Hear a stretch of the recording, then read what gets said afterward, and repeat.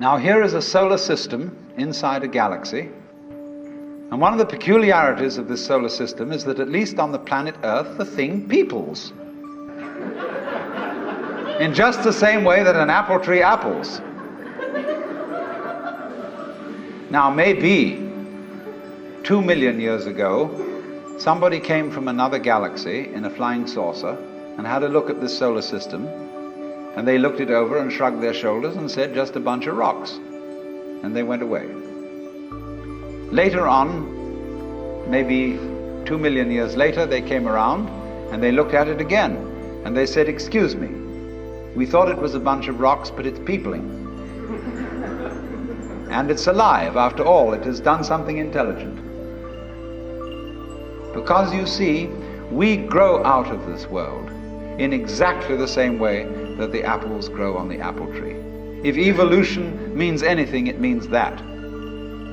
That minerals are a rudimentary form of consciousness, whereas the other people are saying that consciousness is a complicated form of minerals. What they want to do is to say everything is kind of bleh, whereas what I want to say is hooray, life is a good show. Now then, as we study man or any other living organism and try and describe him accurately and scientifically,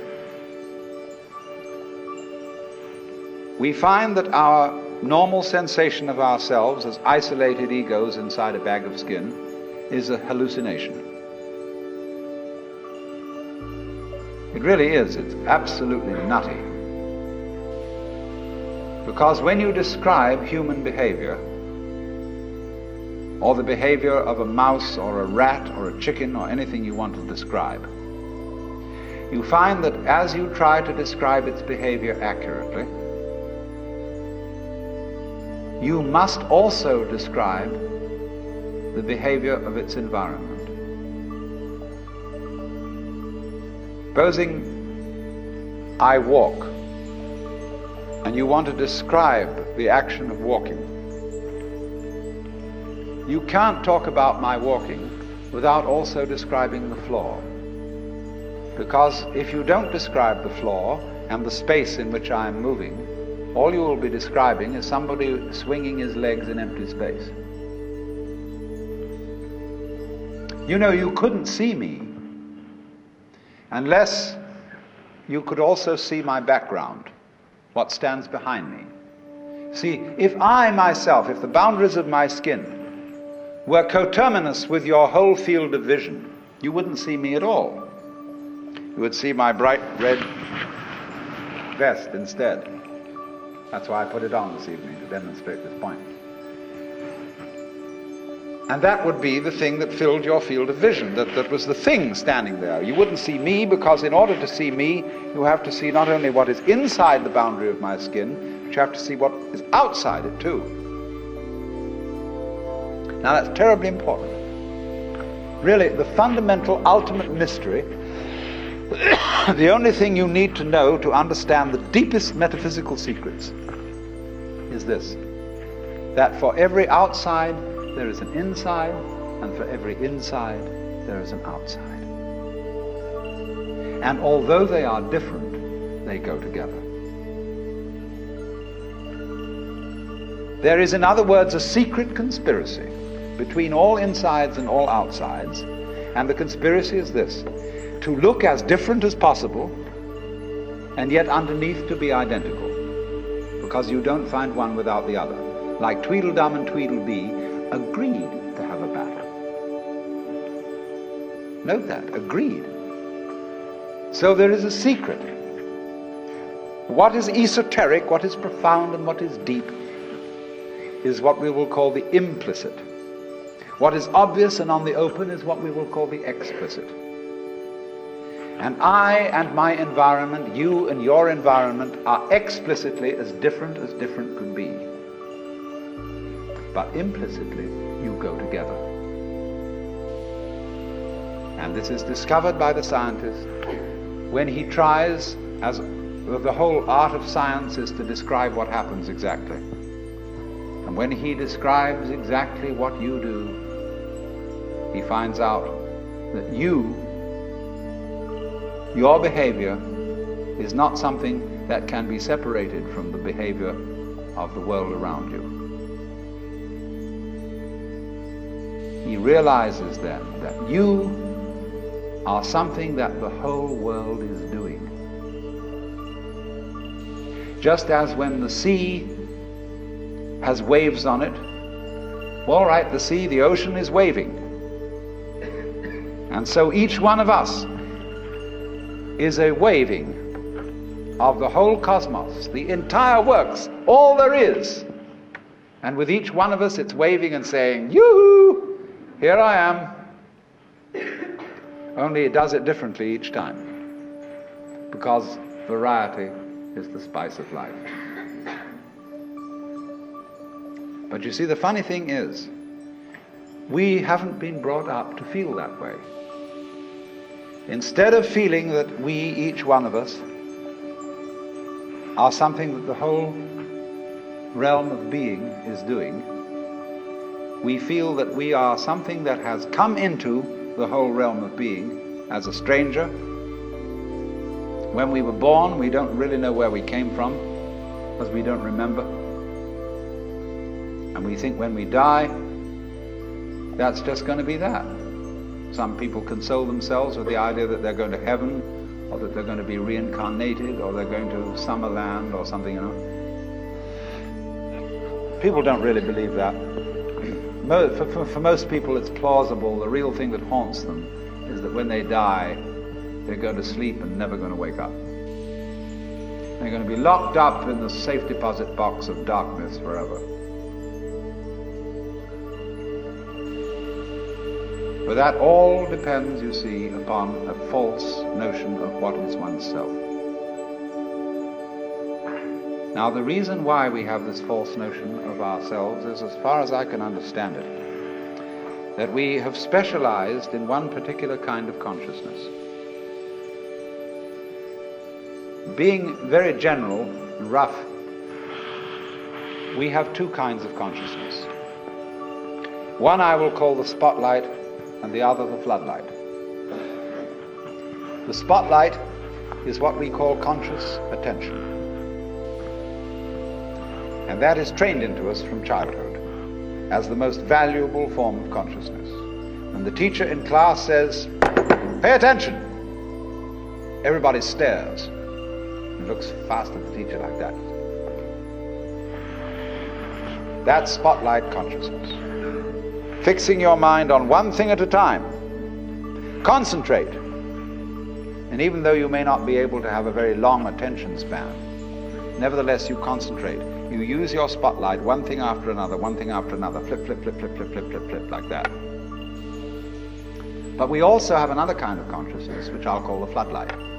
For example, you can drive your car for several miles with a friend sitting next to you, and your spotlight consciousness will be completely absorbed in talking to your friend.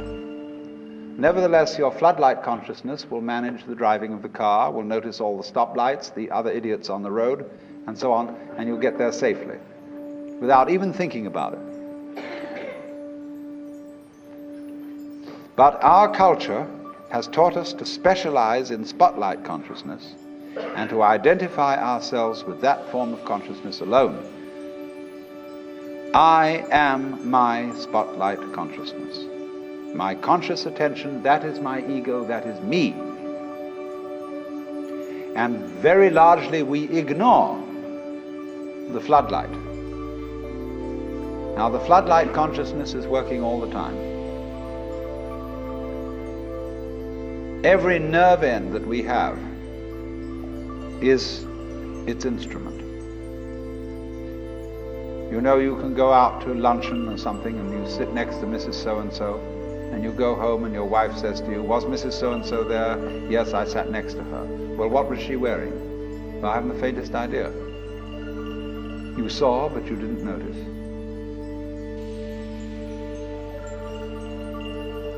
Now, because we have been brought up to identify ourselves with the spotlight consciousness, and the floodlight consciousness is undervalued, we have this sensation of ourselves as being just the spotlight, just the ego that looks and attends to this and that and the other. And so we ignore and are unaware of the vast, vast extent of our being. People who by various methods become fully aware of their floodlight consciousness have what is called a mystical experience, or a cosmic consciousness, or what the Buddhists call bodhi, awakening. The Hindus call moksha, liberation, because they discover that the real deep, deep self, that which you really are, fundamentally and forever, is the whole of being. All that there is, the works, that's you. Only that universal self that is you has the capacity to focus itself at ever so many different here and nows. So when you use the word I, this, as William James said, is really a word of position, like this or here. Just as a sun or star has many rays, so the whole cosmos expresses itself in you, in you, in you, in you, in you, with all the different variations. It plays games.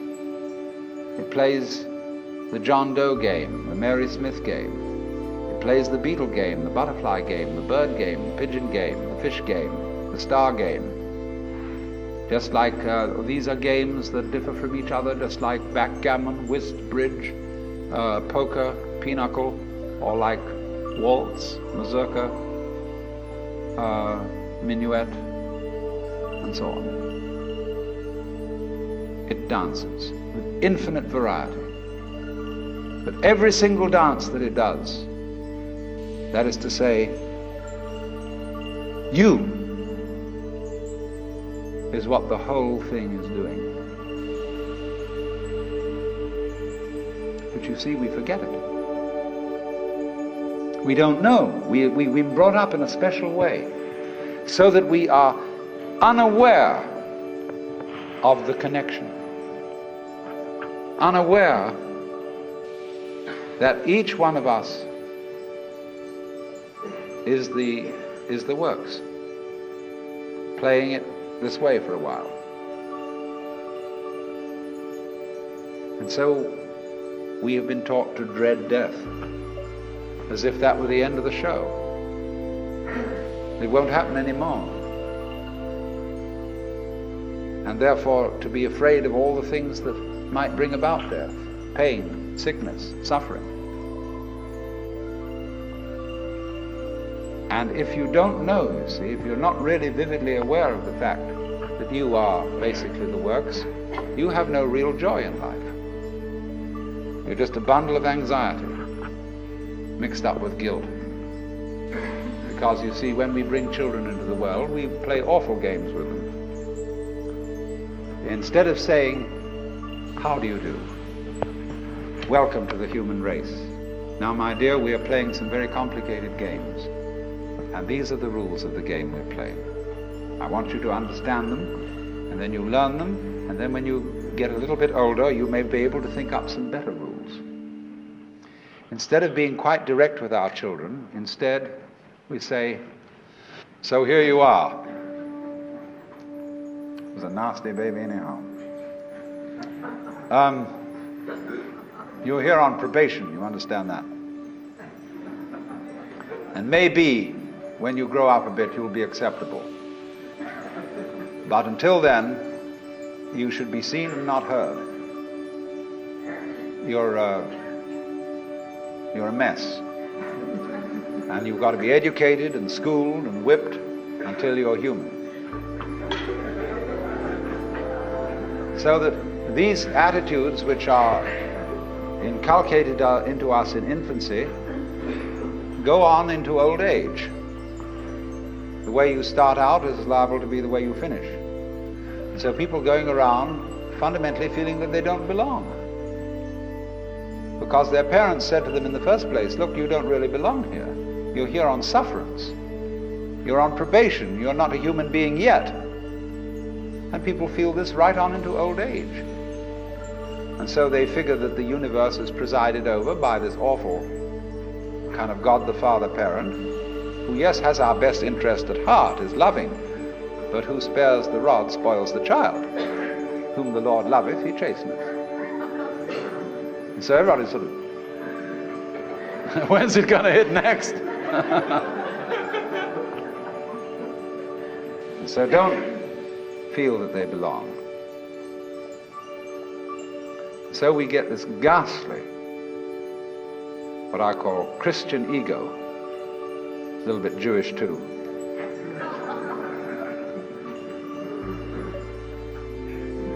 who really feels that he's homeless, he's an orphan. Even the Christians say we are sons of God by adoption and grace. Not real sons, but by adoption and grace and sufferance. And so comes the sensations, so characteristic of Western man and indeed of all highly civilized people, of being a stranger in the earth, a momentary flash of consciousness between two eternal blacks.